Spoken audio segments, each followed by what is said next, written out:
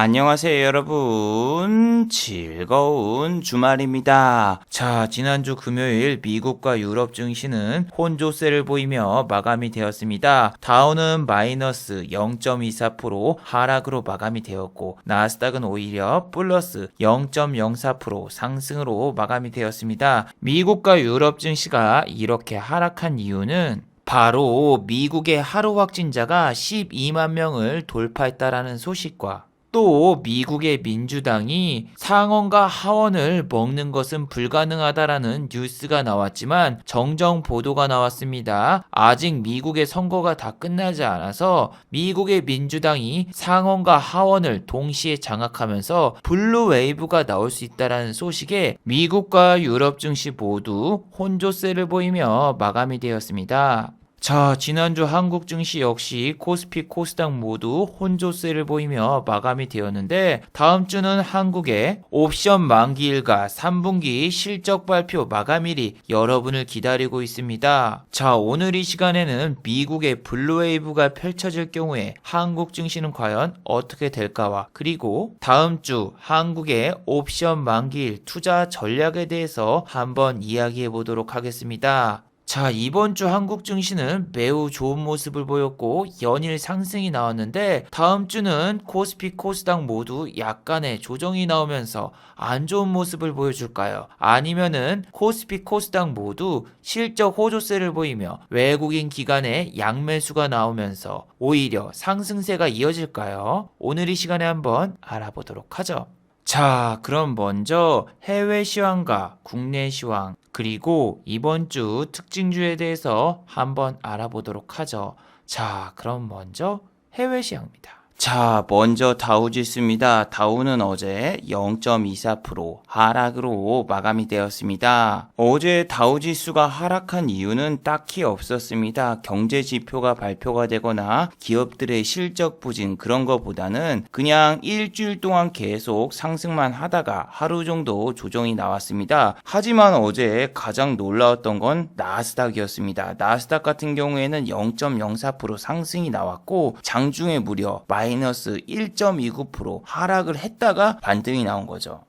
어제 올린 제 영상을 보신 분들은 다들 기억하고 계시겠지만 미국의 S&P 500과 나스닥 야간 선물이 장중에 마이너스 1% 이상 빠졌었습니다. 그렇기 때문에 나스닥 같은 경우에는 마이너스로 마감될 확률이 높았고 다우는 그래도 플러스로 마감이 되지 않을까 이런 추측을 했는데 막상 장이 시작되니까 나스닥은 플러스로 마감이 되었고 다우는 마이너스로 마감이 되었어요. 나스닥의 기술주 중에서 특히 언택트 관련주가 어제는 소폭 하락을 했습니다. 언택트 관련주 중에서 페이스북과 아마존이 오르는 거는 저는 사실 좀 이해가 안 됩니다. 지난 영상에서도 말씀드렸다시피 우리 바이든 대선 후보의 공약 중 하나가 바로 법인세 인상입니다. 그리고 페이스북과 아마존 같이 법인세를 잘 내지 않는 회사들 같은 경우에는 이 회사들을 가만히 두지 않겠다 대놓고 이야기를 했습니다. 페이스북과 아마존. 그런데 이렇게 대놓고 겨냥한 기업들이 바이든 후보가 당선이 거의 유력 사실화되자 오히려 급등이 나오면서 지난주 한국의 언택트 관련주들도 상당히 큰 상승이 나왔었죠. 그런데 어제 영상에서도 보여드렸다시피 시간의 단일가에서 아마존과 페이스북이 빠지고 있길래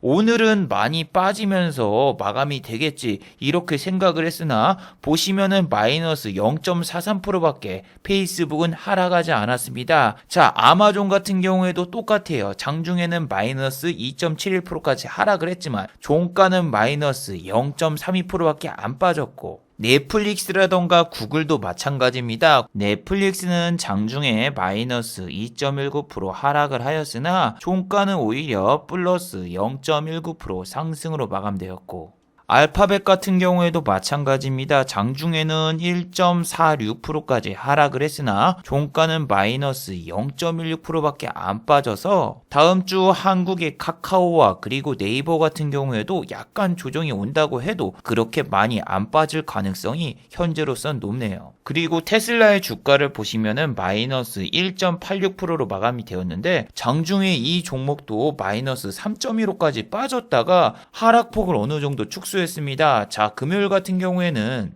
테슬라 관련주인 LG화학이 6.35%나 상승을 했었고, 삼진 L&D 같은 경우에도 장중에 5.04%까지 상승을 했는데, 두 종목 다 다음 주에는 어느 정도 조정이 찾아오지 않을까 이런 생각을 해봅니다. 삼진 L&D 같은 경우에는 코스닥 지수가 거의 1% 가까이 빠졌는데도 불구하고 어제 이렇게 상승을 했는데, 보통 이런 종목은 지수가 반대로 상승을 하면은 그 다음날 내립니다. 그리고 외국인이 이렇게 대량 매수가 들어왔는데, 이 종목의 특징은 말이죠, 외국인의 대량 매수가 들어오면은 그 다음날 아주 힘없이 내리는 그런 경향이 많았어요. 그리고 이 다음에는 배터리데이 이슈 때문에 내리면서도 개인 투자자분들이 많이 사면서 결국 주가는 올라갔지만, 어제 테슬라를 비롯한 기술주가 내린 이유는 미국의 블루웨이브 때문에 긴장해서 시장이 약간 조정이 왔다고 합니다. 블루웨이브 다들 알고 계시죠? 블루투스, 블루스크린이 아니라 미국의 민주당이 상원과 하원을 다 가져가는 것을 블루웨이브라고 합니다. 민주당의 색깔이 파란색이기 때문에 상원과 하원을 두 개 다 가져가면은 공화당의 붉은색이 아닌 파란색으로 물들죠. 그래서 파란 물결, 블루웨이브라고 하는데, 지금 보시면은 조 바이든 후보가 이번에 대통령의 당선이 굳히기가 들어가면서 상원 장악 시나리오도 나왔다. 그 이유는 조지아주에서 과반 득표자가 없을 경우에는 결선 투표를 치르도록 법으로 규정되고 있는데, 한석은 요로결석처럼 결선이 되었고, 두 번째는 또 나머지 한석은 결선 투표로 가져갈 수 있기 때문에, 당초에는 상원을 많이 가져가 봤자 48석이었는데 이렇게 되면 50석이 됩니다. 50석이 될 경우에는 상원 같은 경우에는 100석이처럼 100석을 가지고 있는데, 그 중에서 딱 절반이 민주당이 50석을 차지하게 된다면은 사실상 블루웨이브는 확정이란 사실이죠.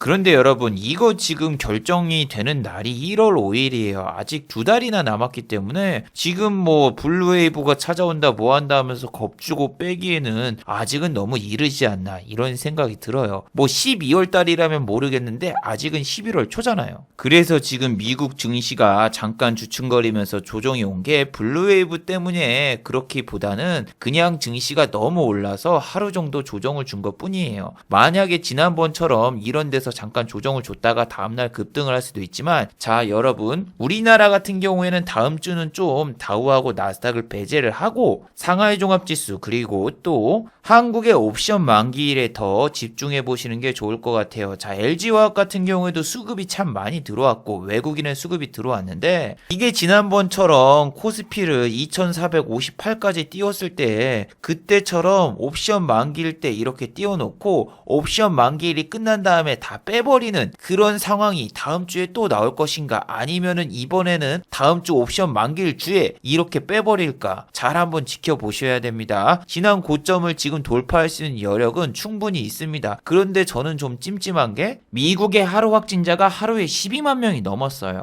유럽 역시 추가 봉쇄에 들어가고 있는 그런 상황이고, 우리 럼프형 같은 경우에는 지금 모든 주에다가 다 소송을 하면서 현재 선거 결과를 불복하고 있잖아요. 그 뜻은 경기 부양책은 말이죠, 최소 한 달 이상 진행이 안 될 거예요. 그래서 기존에 미국 증시가 조정을 줬을 때 정말 웃긴 게 뭐였어요? 경기 부양책이 통과가 안 된다고 해서 한 달간 조정을 줬는데, 지금은 경기 부양책이 한 달 넘게 통과가 안 될 상황인데 이렇게 주가가 빵 하고 올라갔어요.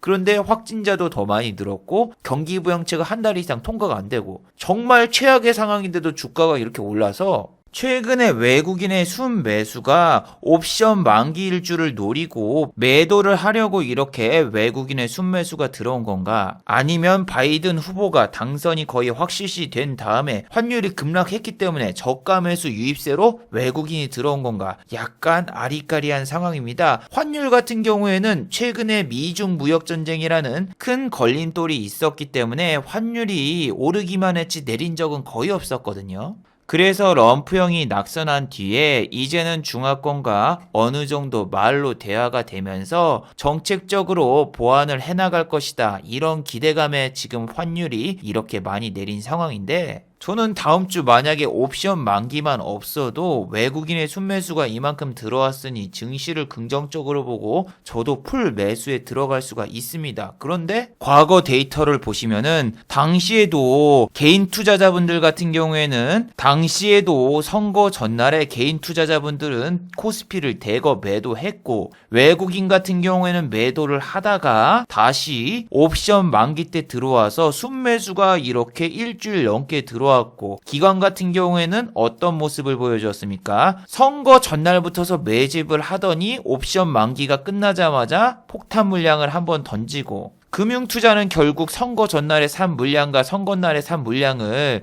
옵션 만기가 끝난 다음에 11월 말까지 계속 매도만 했거든요. 물론 그 다음에 외국인 같은 경우에는 금융투자의 물량을 다 잡아먹으면서 지수가 5일 동안 상승을 했습니다. 물론 상승률은 1%도 안 되지만.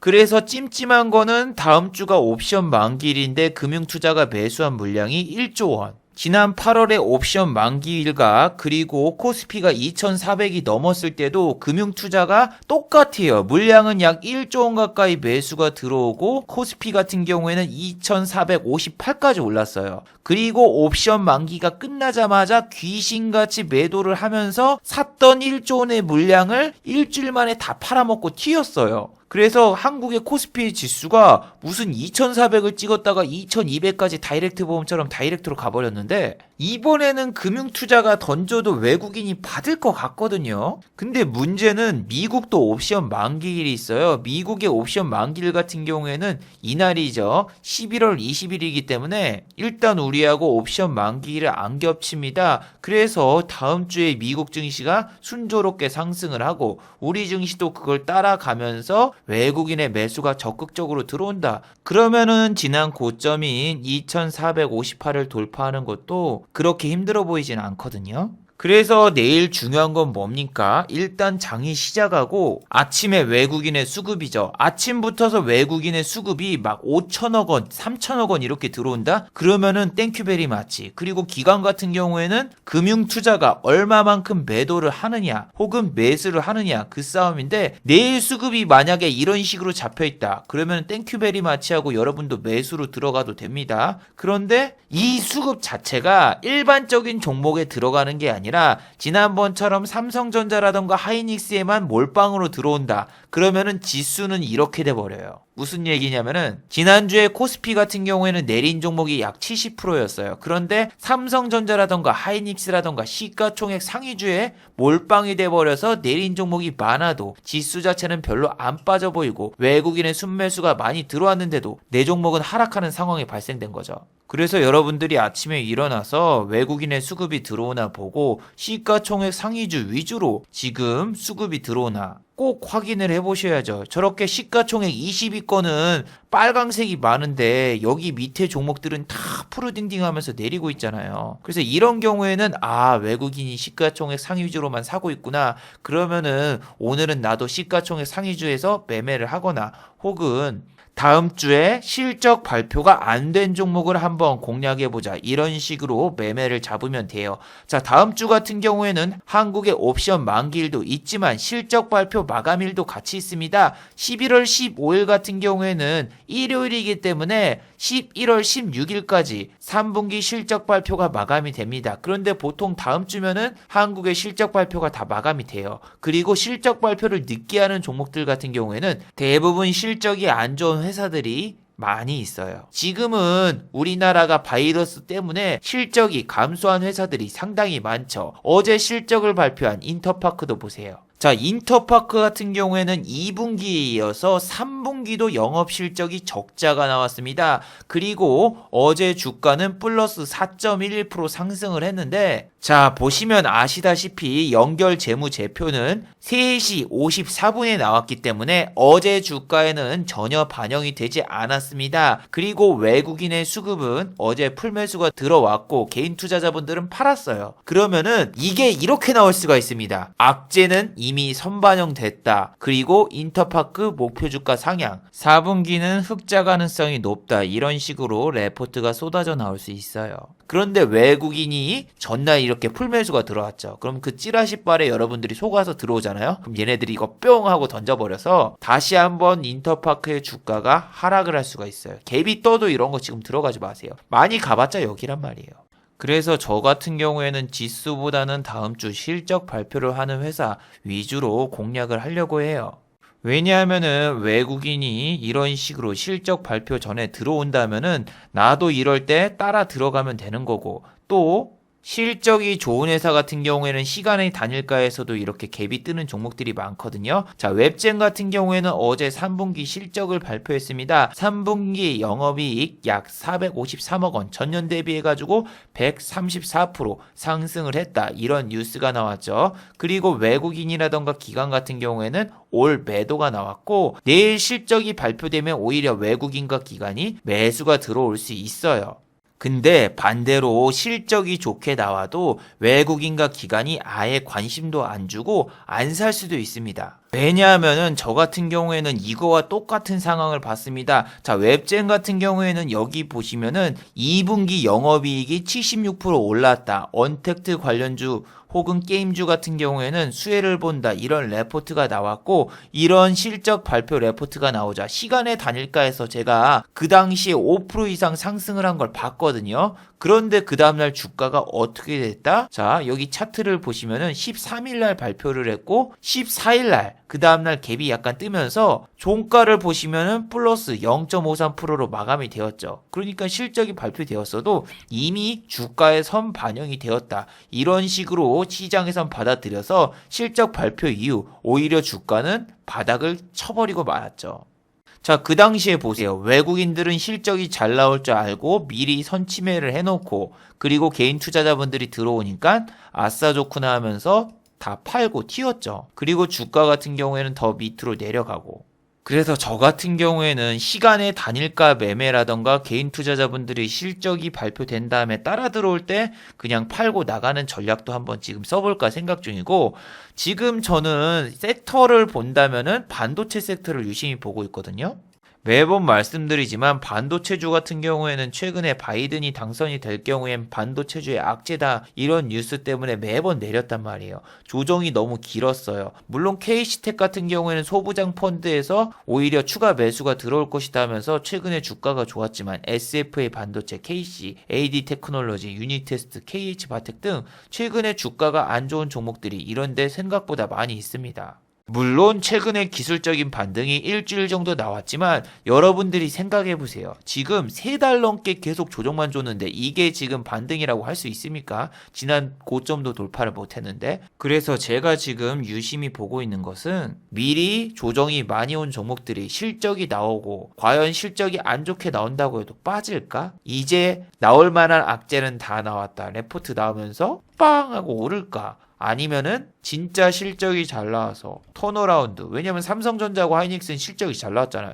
반도체가 있었기 때문에. 그래서 얘네들도 같이 이제 랠리가 시작되면서 올라갈까? 이런 생각을 하는데, 미리 실적이 잘 나올 거라고 나온 종목들 같은 경우에는 선반영이 됐을 수 있어요. 인지 디스플레이 같은 경우에는 최근에 거의 일주일 넘게 조정을 줬고 다음 주에 실적을 발표할 텐데, 실적 발표한 다음에 사람들이 원하는 시나리오는 4,000원대까지 쫙 올라가면서 탈출 기회가 주면 탈출을 하는 시나리오를 꿈꾸시는 분들이 많더군요. 근데 반대로 이미 2,000원짜리가 4,000원 찍고 내려왔단 말이에요. 그 뜻은 이미 2배 이상 주가가 올랐는데 과연 이게 실적이 선반영이 안 됐다고 말을 할 수 있을까? 이런 생각을 합니다. 인지 디스플레이는 누가 봐도 실적이 다 좋을지 레포트만 보고도 알 수가 있죠. 이미 2분기에도 지금 바이러스 때문에 실적이 안 좋아야 되는데도 불구하고 실적이 잘 나왔단 말이에요. 그럼 3분기 같은 경우에는 이거보다 더 잘 나올 가능성이 높기 때문에 과연 3분기에는 예상치는 안 나왔지만 그래도 컨센서스라던가 전망치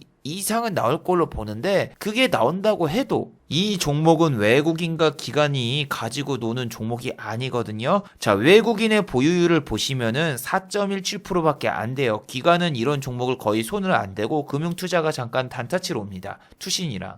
그래서 이런 종목이 실적이 잘 나온다고 해서 개인 투자자 그리고 검은머리 외국인만 매수가 들어오지 뭐 연기금이라던가 다른 기관들이 막 순매수가 들어오거나 그럴 일은 없습니다. 그래서 실적이 지금 잘 나올 거라고 여러분들이 생각하는 종목도 수급이 일반적인 기관, 일반적인 외국인 이런 종목이 들어오는 거는 상승할 수 있지만 이렇게 검은머리 외국인이 단타치고 나가는 종목들 같은 경우에는 이미 주가도 많이 올랐고 실적 나온 다음에 오히려 횡보 내지 하락을 할 수도 있다고 머릿속에 생각을 하고 계셔야 돼요. 왜냐하면 내리고 있는데 사람들이 실적 나오면은 오르겠지, 실적 나오면 오르겠지 해도 세력이라던가 기관이 있어야지 올려줄 거 아니에요. 자기 평단가를 훼손하거나 내려가면 내가 추매해서 이걸 주가로 올려야지 그럴 세력이 있어야 되는데 그럴 세력이 없는 종목들 같은 경우에는 실적이 잘 나온다고 해도 시장에서 소외를 받을 수 있습니다. 물론 뚜껑은 까봐야 되겠지만 이런 종목 같은 경우에는 큰 돈으로 하기 힘들다 매번 말씀드리죠. 이거는 종가라서 지금 호가가 이래 보이지 장중에는 이렇게 호가가 얇아서 팔기가 힘들어요. 보시면은 인지 디스플레이 9시 11분이 됐는데도 불구하고 눌러버리죠. 여기서 2만 주 해봤자 이거 6천만 원 양가 넘거든요. 근데 밑에 걸려있는 게 200주, 300주, 400주 심지어 호가 공백까지 있어가지고 이 종목 같은 경우에는 내가 큰 돈으로는 살 수가 있어. 하지만 던질 수가 없단 말이에요. 2만 주를 사서 이 밑에 어떻게 던집니까?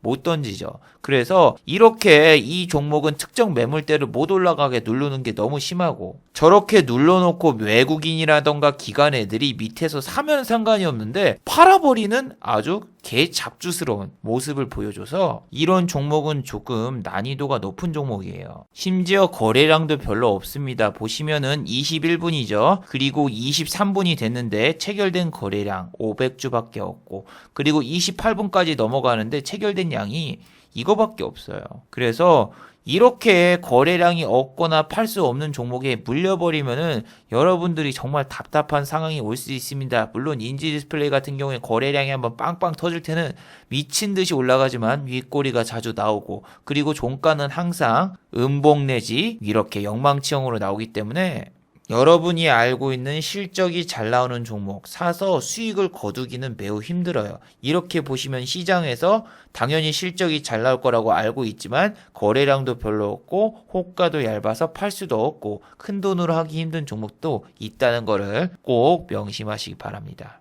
그리고 여러분 장중에 여러 가지 뉴스가 나오는데 뉴스를 여러분 끝까지 보셔야 됩니다. 여기 보시면은 조지아주 일부 지역 개표 중단 이런 뉴스가 나왔죠. 이게 지금 보면은 정말 큰 악재처럼 보이지만 자세히 보면은 조지아주에서 일부 지역이 개표가 중단이 된 이유가 우리나라와 달리 미국 같은 경우에는 24시간 개표를 진행을 안 해요. 왜냐하면 거기 일하는 공무원들이 퇴근을 해야 되니까. 그래서 퇴근 시간이 돼서 퇴근이 돼서 개표가 중단이 된 건데 저렇게 기사를 자극적으로 써놓고 내용을 보면은 개표 시간이 중단돼서 개표가 끝났다. 이런 허무한 기사가 대부분이에요. 그리고 여러분 럼프형이 지금 플로리다주라던가 혹은 조지아주라던가 애리조나주라던가 개표 중단해달라 그리고 소송한 거는 모두 다 기각이 되었습니다. 럼프형이 무슨 주장하는 창간인이 부재했다, 비밀투표가 아니었다, 중간에 바꿔치기가 됐다, 뭐했다 이거는 본인이 주장한 내용이지 절대로 신빙성이 없습니다. 그런 거에 여러분 너무 선동당하지 마세요.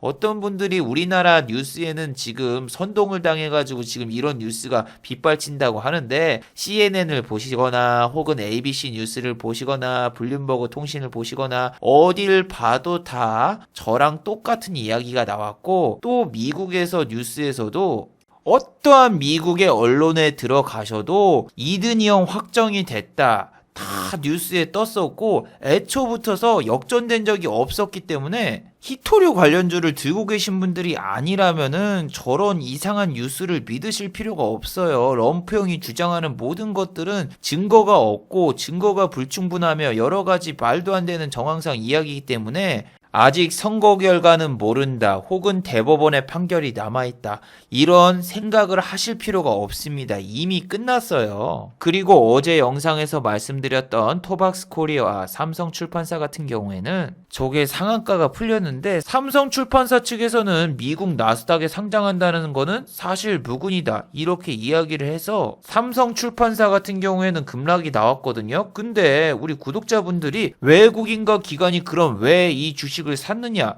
이렇게 물어보시는 분들도 있는데 아무 의미 없어요. 이 수급이 투심을 일으킬 수 있었다면 시간의 단일가부터서 아마 삼성 출판사는 상승을 했겠죠. 하지만 시간의 단일가에서도 400원이나 내리면서 마이너스 1.63% 내렸고 단지 이 수급을 주의 깊게 보시거나 이 수급을 믿고 계신 분들은 이 주식에 물리신 분들밖에 없을 거예요. 제가 항상 외국인과 기관의 수급을 언급할 때 말씀드리는 종목이 하나가 있죠. 바로 파미셀인데, 자, 파미셀 같은 경우에는 항상 보시면은 외국인이 빠질 때마다 사요. 그런데 주가는 계속 지지부진하거나 안 좋은 모습을 보이고 있죠. 이 종목 같은 경우에는 지난번에도 럼프형이 램데시비를 투입했다 뭐 했다 하면서 장중에 25.16%까지 상승을 했고 그 다음날 이렇게 급락이 나왔는데 이 종목 정말 외국인의 수급은 많습니다. 하지만 주가는 26,000원까지 찍었다가 지금 계속 횡보 내지 하락을 하고 있는데 이런 종목을 외국인이 평단가가 있으니까 올리겠다 이렇게 생각하면 안 된다고 매번 말씀드리죠. 왜냐하면은 파미셀의 본체인 램데시비르 제조회사 길리어드 사이언스의 주가를 보세요. 여기 보시면은 7월 20일 이후 계속 내렸습니다. 파미셀의 주가와 마치 흡사하죠. 자, 램데시비르가 정말 위대한 약이고 이걸로 만약에 치료가 완치가 된다면은 사람들이 지금 램데시비르 회사인 길리어드 사이언스의 주식을 미친 듯이 사고 이 종목은 진짜 매일매일 상승을 하겠죠. 하지만 누가 봐도 효과를 봤다는 사람들보다는 오히려 효과는 미지수고 이게 실제로 치료제로 쓸 수 있나 의문을 제기하시는 분들이 많죠. FDA에서 긴급 승인을 받거나 혹은 허가를 받았다고 해도 허가만 받았지 실제로 이 약은 500만 원이나 하는 아주 비싼 약이고 투입을 한다고 해서 치료일을 5일 정도 단축시켜주는 것밖에 없지 이걸 쓴다고 해서 다음날 회복되거나 그런 현상은 보이지 않습니다. 또 지금 백신 얘기를 하자면은 ABL 바이오라는 종목은 지난주 금요일에 마이너스 9.18%나 하락을 했습니다. 기관과 외국인 둘 다 손절치고 나갔는데 이 회사 같은 경우에는 지난번에 급등했을 때 바이러스 치료제를 개발을 한다고 해서 주가가 올랐으나 지금 보시면 아시다시피 치료제 공동 개발이 중단이 되었다라는 뉴스가 나온 다음에 장중에 이렇게 마이너스 10%대 급락이 나왔는데 여러분 제약과 바이오주들은 특히 조심하셔야 돼요. 실적이 안 나오거나 혹은 임상 때문에 지금 주가가 오른 주식들이 너무 많아요. 그런데 몇 년 전까지만 해도 정말 각광받던 제약과 바이오 주식들 지금 어떻게 됐나요? 신라젠, 코롱 티슈진 그리고 헬릭시미스 전부 다 지금 거래 정지가 되거나 상폐 위기에 놓여 있죠. 물론 헬릭시미스 같은 경우에는 아직 좀 남았고 내년에 관리 종목으로 지정될 수 있지만 이미 주가가 20만원짜리가 지금은 만원짜리가 됐습니다. 이 주식 같은 경우에는 DC인사이드에서 어떤 분이 이 주식으로 10억을 벌었다. 그걸 인증하면서 정말 핫했던 주식인데 결국엔 실체가 없었던 주식이죠. 임상을 성공할 것이다. 그런 기대감 때문에 20만원까지 갔지만 우리나라 제약과 바이오 회사 중에서 어떤 약이든 임상 3상에 들어간다고 해서 성공 확률이 거의 없어요. 임상 3상에서 실패해도 우리나라 기업들 같은 경우에는 그거를 공시를 안 해도 되기 때문에 이런 걸 보고 오해한다니까요. 임상 3상 성공률이 90%라고 해서 3상만 가면 다 성공할 줄 알지만 우리나라는 임상을 성공하든 말든 그거를 결과를 보고할 의무가 없기 때문에 성공한 그런 회사들의 임상만 올라오는 거지 미국을 보세요. 임상 3상에 들어가도 성공할 확률이 9.6%이기 때문에 이런 걸 보고 여러분들이 제약과 바이오의 환상에 빠져가지고 매수하시는 분들이 많죠. 그래서 지금 유행하고 있는 치료제 개발 회사들 같은 경우에는 매년 뒤에 과연 그 회사 중에서 하나라도 치료제가 제대로 나오기나 할까? 혹은 저런 게 중간에 임상 중단이라던가 혹은 임상 실패 이런 뉴스가 나오면서 헬릭 스미스처럼 저렇게 주가가 20만 원까지 올랐던 게 10,000원도 안 하는 그런 상황이 오지 않을까? 솔직히 좀 걱정이 많이 돼요. 자, 그리고 금요일날 급등했던 종목 중 우리기술투자라는 회사가 있죠. 이 종목 같은 경우에는 비트코인 관련주인데 지금 비트코인이 무려 1,700만 원대까지 올라왔습니다. 바이든 당선이 거의 확정된 이후로 비트코인이 정말 미친 듯이 올라가고 있습니다. 암호화폐가 지금 올라갈 이유는 그다지 없습니다. 비트코인도 여러 가지 코인이 있는데 알트코인이라던가 혹은 리플 같은 경우에는 예전과 똑같이 가격이 하나도 안 올랐는데 비트코인만 가격이 올랐거든요. 자, 우리기술투자 같은 경우에는 상한가를 찍나 했더니 지난주에 못 가더군요. 이 주식도 보면은 2시 50분에 갑자기 촥 빠지면서 여기까지 내려왔는데 시간의 단일가 보세요. 시간의 단일가에서 이게 과연 상한가를 말았을까요? 아니요. 오히려 급락이 나왔어요. 외국인 수급이 이만큼 들어왔으니까 와 이거 대박이다가 아니라 오히려 지금 투자 경고를 맞아버리면서 다음 주 시작부터도 좀 안 좋은 모습을 보일 확률이 높죠. 자, 지금 같은 경우에는 우리기술 투자가 너무 올랐죠. 여기서 23% 올랐고 여기서 23% 올랐으면 43%가 올랐기 때문에 투자 경고에 갈 수밖에 없죠. 앞에서 올랐던 것도 있기 때문에 지금 여기서 여기까지 거의 2배 이상 올랐는데 자, 지난번에 보세요. 수급이 이렇게 많이 들어와 있는 상황이죠. 안 올랐어요. 주가가 더 떨어졌어요. 3월 19일, 3월 18일. 물론 이때는 바이러스 탓 때문에 많이 내린 것도 있지만 저렇게 수급이 연속적으로 들어온다고 해서 이 종목이 오르거나 그러진 않습니다. 물론 세력들이 이 종목을 더 올려가지고 아예 단일가 매매로 올린 다음에 개인 투자자분들을 꼬시고 여기 있는 물량을 더 던지는 방법도 있지만 지금은 이런 장세에서 단일가에 들어가면 여러분들이 매수에 동참하시나요? 지금 잘못하다가 비트코인이 떡 나갈 경우에는 이 종목도 같이 떡 나갈 가능성이 높고 반대로 비트코인이 1,800만 원을 돌파한다면은 그 다음에 급등이 나올 가능성이 있지만 현재로서는 비트코인 가격이 그렇게 변동이 없는 걸로 봐서는 월요일에 갑자기 이 종목이 급등하기는 현재로서는 힘들어 보여요.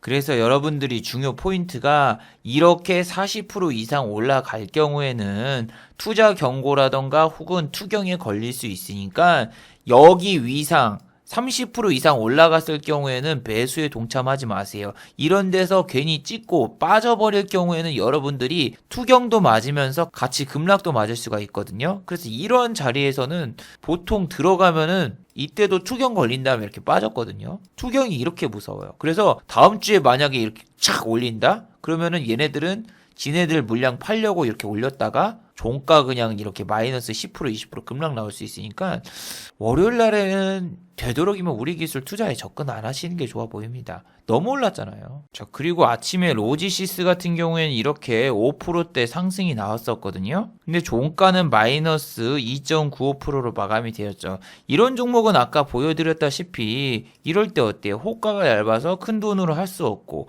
호가 공백도 있죠. 6,000원 다음에 6,110원이 돼야 되는데 다음 호가가 보이지 않죠. 얘도 윗골이 매니아입니다. 얘 같은 경우에는 보통 10% 근처까지 꼬신 다음에 다 빠지는 경우가 많거든요. 장중에 10% 이상 오르는 적이 별로 없어요. 이렇게 한번 탁 오를 때도 있지만 그때가 2번이고 보통 보시면은 10% 이상 오르면 종가는 마이너스 10% 이상 오르면은 종가는 0.22 인지 디스플레이하고 아주 비슷한 그런 경향을 보여주기 때문에 이 종목도 장중에 10% 이상 올라갔을 때 들어가면은 종가가 정말 처참하게 망가지면서 여러분들이 큰 손실을 볼 수가 있어요. 여기서하고 똑같아. 여기서도 8.22% 올렸었고 어제도 보시면은 8.33% 올렸었고 얘하고 자율주행차인 모바일 어플리언스하고 되게 차트도 비슷해요. 둘 다 비슷한 모습을 보여줍니다. 자, 여길 잘 보세요. 10.34% 상승시켰는데 여기는 보시면은 9.64. 이런 종목들이 특징이 뭐다? 10% 넘어가면은 거기가 고점이거나 아니면 종가가 마이너스가 돼요.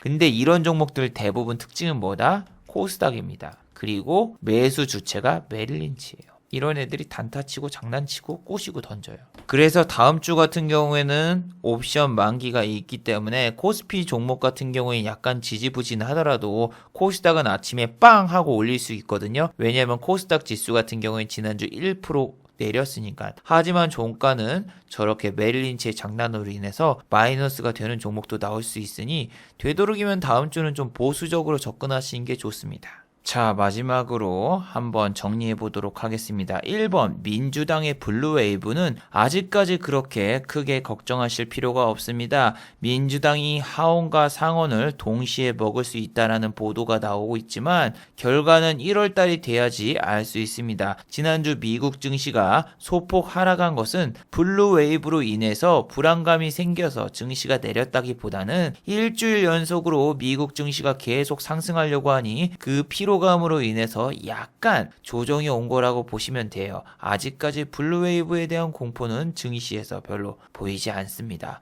자, 두 번째, 다음 주는 한국의 3분기 실적 발표 마감일입니다. 다음 주는 한국의 3분기 실적 발표가 마감이 됩니다. 이번 분기 실적은 사회적 거리두기 2.5단계로 인해서 타격보는 업종도 상당히 많습니다. 그렇기 때문에 후반부에 늦게 실적을 발표하는 기업들은 대체적으로 실적이 안 좋은 회사가 많으니 이 점 꼭 참고하시기 바랍니다.